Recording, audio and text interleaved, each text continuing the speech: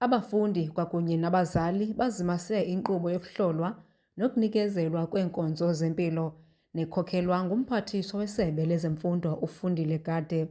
Bangene kumagumbi ohlukeneyo okuxilongela bekhangela uncedo lwezempilo. uJody Fourie oneminyaka eli-11 ngumfundi webanga lesihlanu kwisikolo samabanga aphantsi iBreitbach. Umakhulu wakhe umchaza njengosoko lokufunda kwanokubhala. Umakhulu uqhuba athi kudala besenza iinzame zokumncedisa. We want to know if there's something wrong in Jody, maybe, because Jody can't read, Jody can't spell, and she's already in grade 5.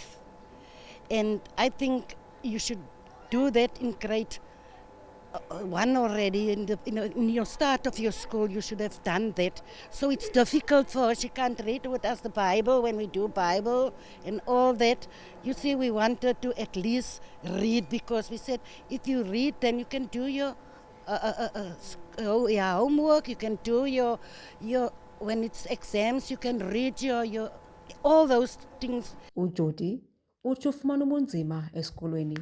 It's okay, it's nice, and I know a little bit, but I'm still struggling, and the teacher is a little bit hard on me, and it's difficult because I have a lot of stuff going in my mind, and it's good to be here, and that they're helping us now. Ngoogqirha bohlukeneyo abakhwetywe liSebe lezeMfundo kuquka abamazinyo nabengqondo.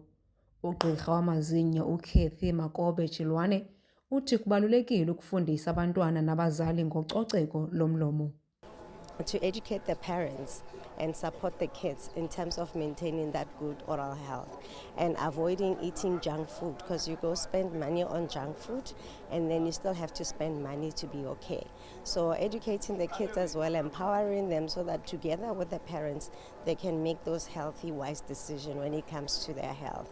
So good oral health is equals to good general health. Umbutho ojongene nabantwana abaphila nenkubazeko uthi ngaphambili aba bantwana bebengakwazi ukufikelela ezikolweni, kodwa ngoku kukho impucuko kwiziseko zemfundo. Sibonile kwezi zikolo zinikezelweyo ngumphathiswa nonkulumbuso wephondo, sizibonile ezi zikolo uba zizikolo ezitshintshileyo ezenza uba wonke umntwana akwazi ungena kuzo. Ndingabalula zine-sick base, zinonesi, zinoonontlalontle. So i-impact yale nkqubo neenkqubo zikarhulumente jikelele ongurhulumente wabantu iyabonakala uba isimo sitshintshile, kwaye abantwana abaninzi bebengakwazi ukungena isikolo abakhubazekileyo basezikolweni usithetha nje. Umphathiswa weSebe lezeMfundo uFundile Gade uvale ngelithi belisebe abafuni ukubona mntwana oshiyeka ngasemva ezifundweni zakhe. Yiyo loo nto beqhuba le nkqubo phantsi komxholo othi bonke ngabethu. Emva koxilongo abafunyaniswe benesidingo soogqirha abakhethekileyo baza kusiwa kwizibhedlele ezohlukeneyo nakwizikolo zabantwana abakhethekileyo. Ndinguyamkela Mtshiyo kwiindaba ze-MPK eQonce.